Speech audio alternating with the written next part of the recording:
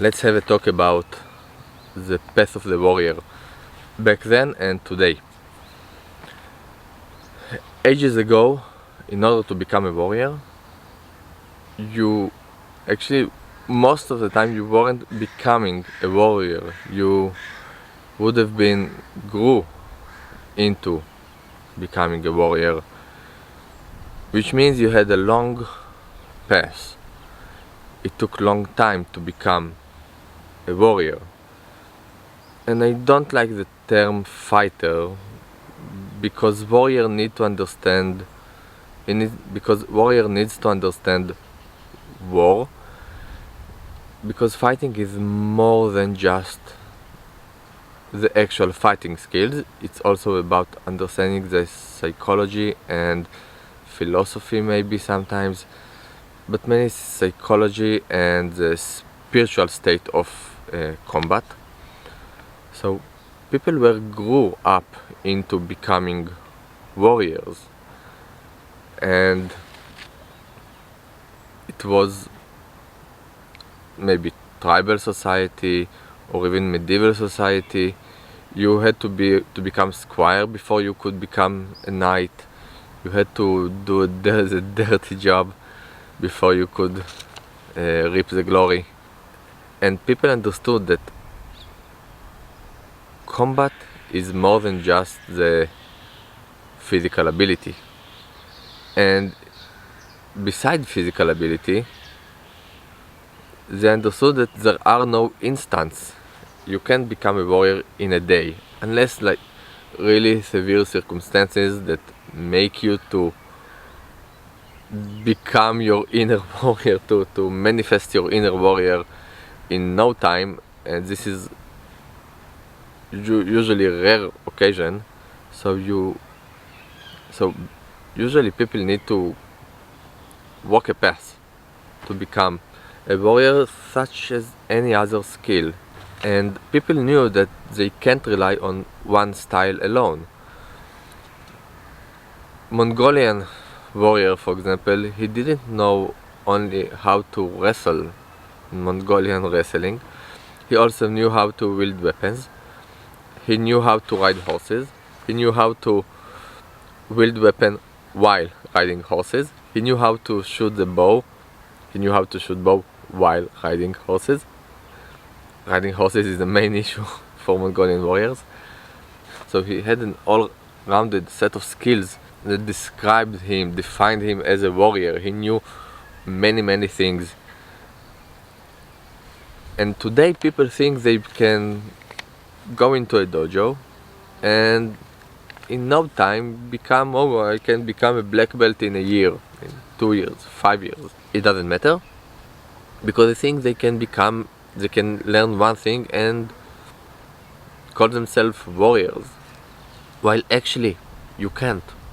You can't use only one style, because you can maybe compete in this one style under certain set of rules and become world-class champion.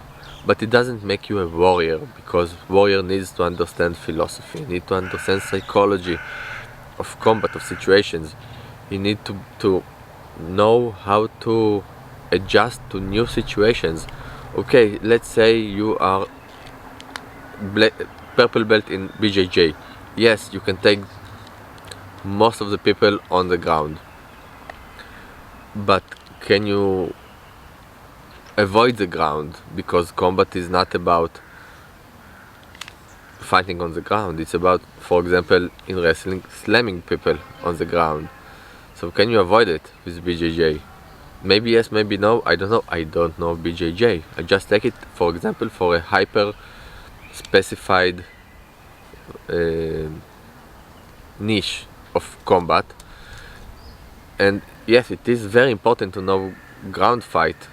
If you're black belt in BJJ, good for you. But can you wield weapons? Can you deal with knives? Can you wield knives? Can you wield swords? Can you wield a stick? Can you fight with stone? Can you improvise weapon? Can you kick properly or avoid being kicked? How are your strikes? So you need to know many things. Can you take someone much larger than you, or weight category is an issue?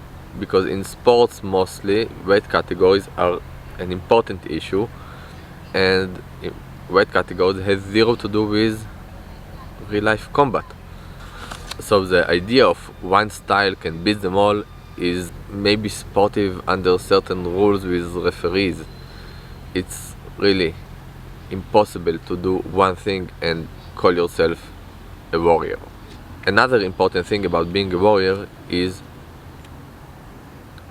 being mentally tough. But it's not being mentally tough all the time. It's not about being tough guy all the time.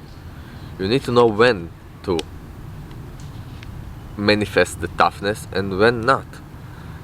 If you're only tough all the time, maybe you're kind of a psychopath, which 10% of the population are.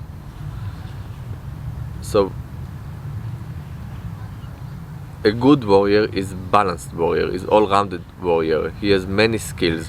He maybe not perfect in all his skills, but he good enough in most of his skills to use them and to make them work for him in real life situation and also in sports situation. Somebody who knows ground fight and stand-up fight will probably better in MMA style sport than somebody who is hyper specific in just standing or just ground.